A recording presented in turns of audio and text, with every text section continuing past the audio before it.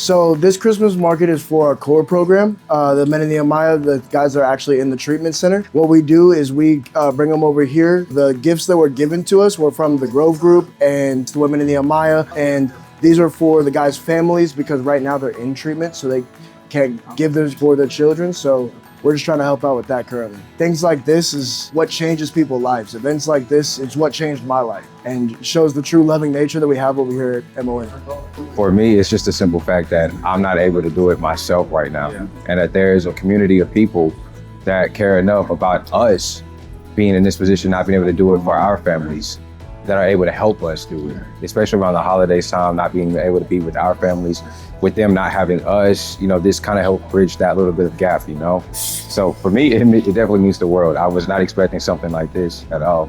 I love the fact that we're able to, fellowship with one another. We're able to, receive gifts for our family. We're in a 9-month program, and I thank God that He's able to bless y'all, and then y'all able to, in return, bless us. With gifts and things like that. We're going home with a gift that's priceless, ultimately, which is the gift of sobriety to give to our families.